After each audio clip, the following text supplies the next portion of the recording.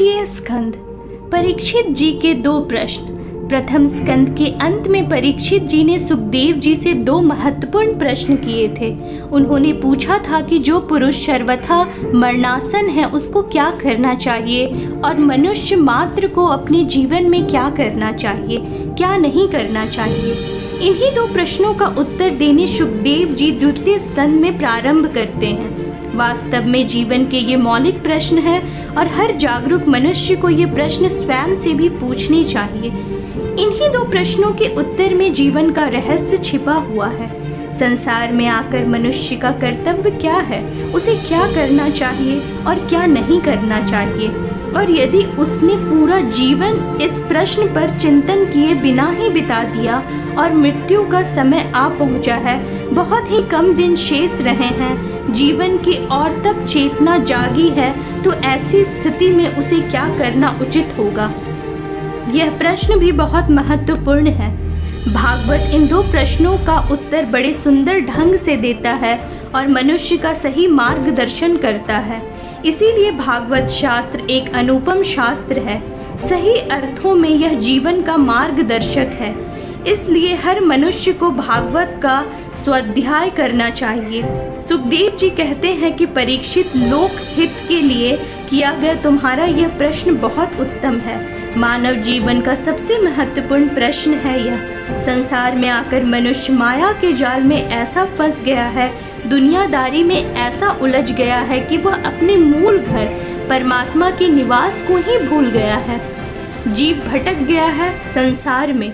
मनुष्य की सारी उम्र यूं ही बीत जाती है। सुखदेव जी कहते हैं, निद्राया ह्रियते नक्तम व्याव्यान चौवायम दिवा चारथे हया राजन कुटुंब भरणेन वा।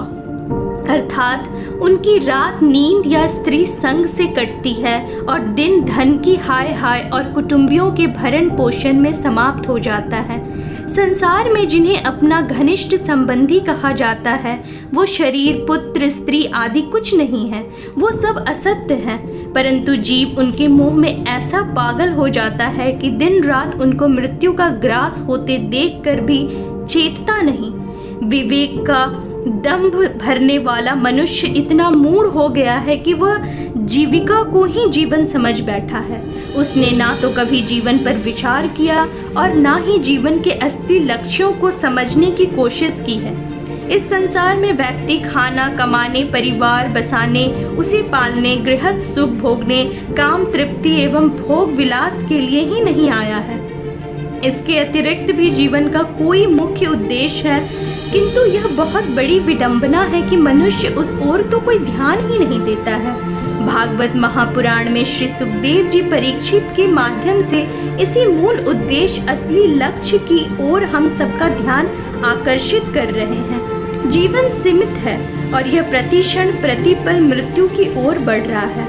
वास्तव में जीवन मृत्यु की अमानत है, वह कभी भी इसे वापस ले सकती है, किंतु मनुष्य है कि वह मृत्यु की ओर से पूरी तरह आश्वस्त है।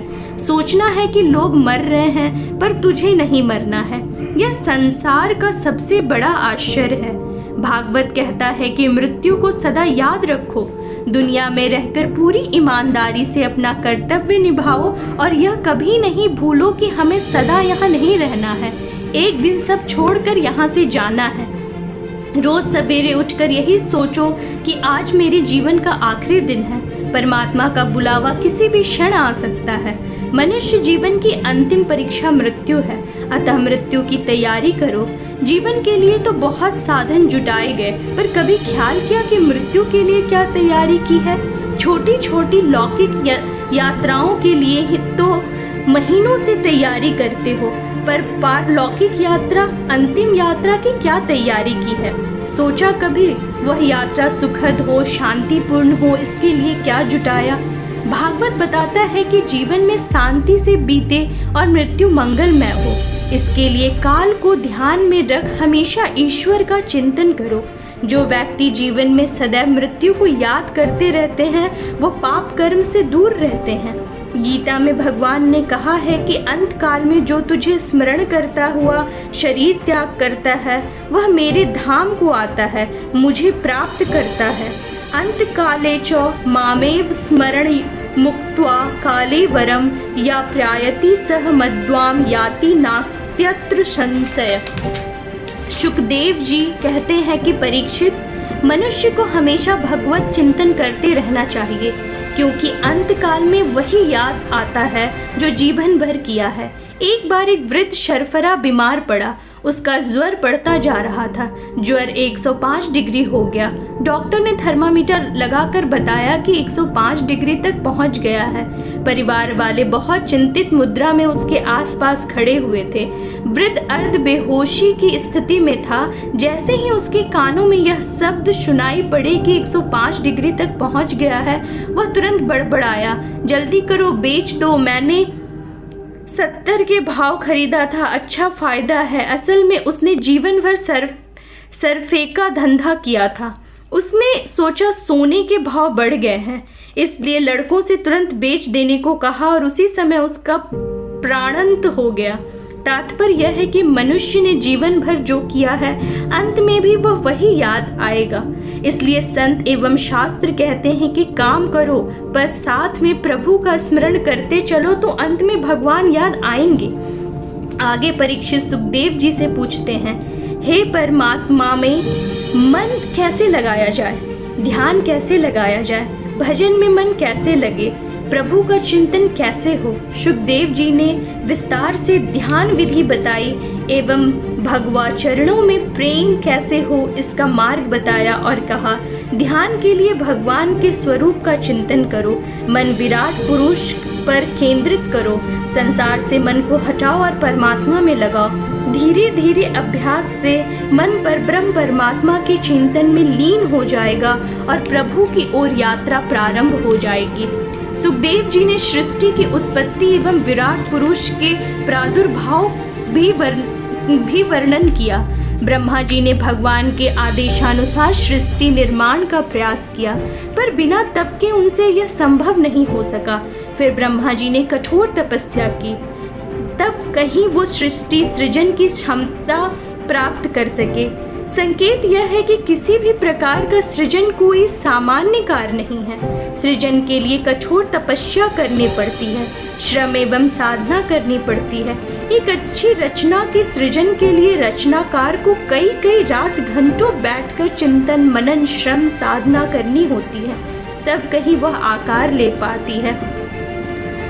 चतुश्लोकी भागवत द्वितीय स्कंद के 9वें अध्याय में भगवान ने ब्रह्मा जी को चतुश्लोकी भागवत का उपदेश दिया। 9वें अध्याय 32वें से 34वें श्लोक चतुश्लोकी भागवत है। इस चतुश्लोकी भागवत में भगवान ने अपने एवं अपने जगत के रहस्य को समझाया। इसमें संपूर्ण तत्व ज्ञान आ गया है।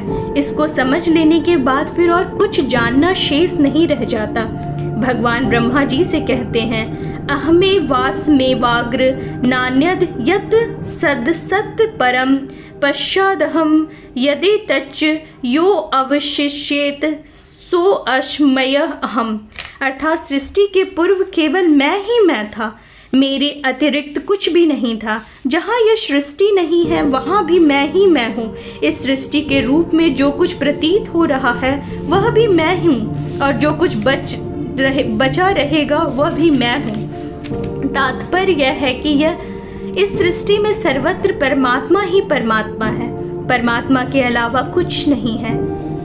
ईशावास्योपनिषद में भी यही बात कहा है, ईशावास्यमिदं सर्वः यत् कचः जगत्यं जगत्। श्लोक 33, 34 एवं 35 का सार संक्षेप यह है कि अस्तित्व न होने पर भी जो वस्तु वास्तविक प्रतीत हो रही है और मेरी विद्यमान होने पर भी जो मेरी प्रतीत नहीं होती, वह मेरी माया के कारण है। सभी प्राणियों के शरीर में आत्मा रूप में मैं प्रवेश किए हुए हूँ, और चूंकि मेरे अतिरिक्त कुछ है ही नहीं, इसलिए प्रवेश नहीं भी किया हूँ। इसे इस प्रकार समझें कि एक बड़े वृत्त में बहुत से छोटे वृत्त हैं, तो यह कथन सत्य है कि बड़ा वृत्त छोटे वृत्तों में प्रविष्ट है भी और प्रविष्ट नहीं भी है, क्योंकि छोटा वृत्त तो बड़े वृत्त का ही भाग है। बड़ा वृत्त तो वहाँ पहले से ही मौजूद है।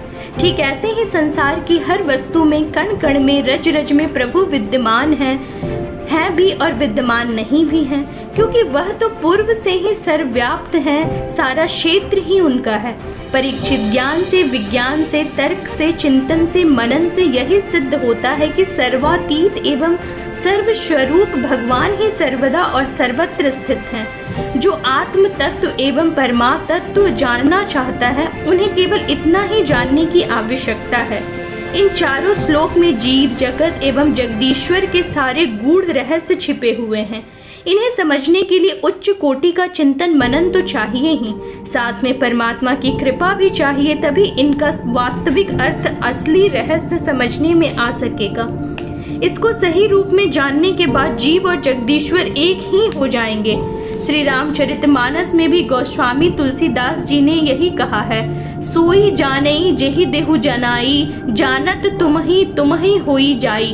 अंत में भगवान ब्रह्मा जी से कहते हैं कि ब्रह्मा जी, तुम अविचल समाधि के द्वारा इन सिद्धांतों में पूर्ण निष्ठा कर लो, इससे तुम्हें कल्प कल्प में विविध प्रकार की सृष्टि रचना करते रहने पर भी मोह नहीं होगा।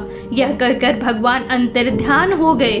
भगवान का संकेत यहाँ यह है कि व्यक्ति जीवन में जो कर्म करता है, जो उपलब्धियाँ प्राप्त करता है, उन्हें वह स्व अर्जित समझ लेता है, उनमें ही वह रम जाता है, कर्तृत्व का अहंकार उसमें आ जाता है। किंतु व्यक्ति यदि यह समझने की सारी सृष्टि भगवान की है, तो वह स्वयं भी भगवान का हुआ, तो जो कुछ वह कर रहा है वह भी भगवत प्रेरणा से कर रहा है, उसी की शक्ति से कर रहा है। अतएव उसमें उसका अपना कुछ नहीं है, सब उसी परमात्मा का है। तो व्यक्ति दुख, क्लेश, मोह, ममता से मुक्त रहेगा। ऐसी स्थिति में मनुष्यों को मोक्ष के लिए अलग से प्रयत्न नहीं करना पड़ेगा, फिर तो वह मुक्त ही है। भागवत के 10 लक्षण। इस स्कंद के 10वें अध्याय में श्री सुखदेव जी ने भागवत के 10 लक्षणों का उल्लेख किया है। ये लक्षण है सर्ग, विसर्ग, स्थान, पोषण, उति, मनवंतर, ईशानु कथा, निरोध, मुक्ति और आश्रय। पूरे भागवत में इन्हीं 10 विषयों का वर्णन है। ईश्वर की प्रेरणा से जो आकाशादि, पंचभूत, शब्दादि, तन मात्राएं, इंद्रियां, अहंकार और महत्व की उत्पत्ति होती है, उसको सर्ग कहते हैं। ब्रह्मा जी के द्वारा जो विभिन्न चराचर सृष्टियों का निर्माण होता है, उसी का नाम विसर्ग है। विनाश की ओर बढ़ने वाली इस सृष्टि को मर्यादा में स्थिर रखने से भगवान विष्णु की जो श्रेष्ठता सिद्ध होती है, उसी का नाम स्थान है। भगवान की भक्तों के ऊपर जो कृपा होती है, उसका नाम पोषण है। जीवों की वासनाएं उति नाम से जानी जाती है।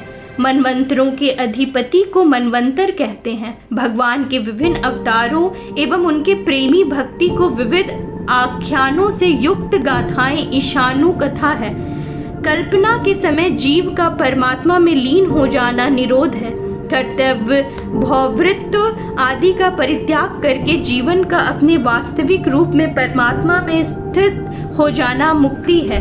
इस चराचर जगत की उत्पत्ति और प्रलय जिस तत्व से प्रकाशित होते हैं, वह पर ब्रह्म ही आश्रय है। शास्त्रों में उसी को परमात्मा कहा गया है। अभाषज निरोधश्च यत् शाध्यावसियत सो आश्रय परम ब्रह्म परमात्मते शब्दते। इस भागवत महापुराण में सर्ग से लेकर आश्रय तक के विविध सोपानों को वर्णन है। जीव अपने आश्रय परमात्मा की ओर यात्रा प्रारंभ करके कैसे वहां तक पहुंच सकता है, इन बिंदुओं की चर्चा भागवत में है। अतः भागवत एक मोक्ष शास्त्र है। आगे सुखदेव जी कहते हैं कि परीक्षित, भगवान ने ब्रह्मा जी से कहा है कि संसार में मनुष्य सहित जो भी जीव हैं, वो सब मेरे ही बनाए हुए हैं। सभी जीवों में मैं ही बैठा हुआ हूँ। चर अचर संपूर्ण जगत में मैं व्याप्त हूँ। मेरे अतिरिक्त इस जगत में कुछ है ही नहीं। भागवत के इस दिव्य संदेश को यदि हर व्यक्ति समझ ले और आत्मसात कर चिंतन एवं आचरण में उतार ले, तो फिर मनुष्य के बीच जो परस्पर विवाद है, वो सब दूर हो जाए और पूरे संसार में प्रेम, सद्भाव, शांति का वातावरण निर्मित हो जाए। जिस प्रकार श्रीमद् भागवत गीता का सार गीता के दूसरे अध्याय में ही आ गया है, उसी प्रकार भागवत का पूरा सार इस द्वितीय स्कंध में आ गया है। इस स्कंध में मुख्य रूप से भगवान के विराट स्वरूप का वर्णन, क्रम मुक्ति और सदो मुक्ति, देवोपासना तथा भागवतिका महात्म्य, सृष्टि वर्णन, विराट स्वरूप की विभूतियों का वर्णन, ब्रह्मा जी द्वारा भगवत धाम दर्शन, चतुश्लोकी, भागवत का उपदेश, भागवत के 10 लक्षण तथा आश्रय तत्व की भागवत तत्व की व्याख्या वर्णित है।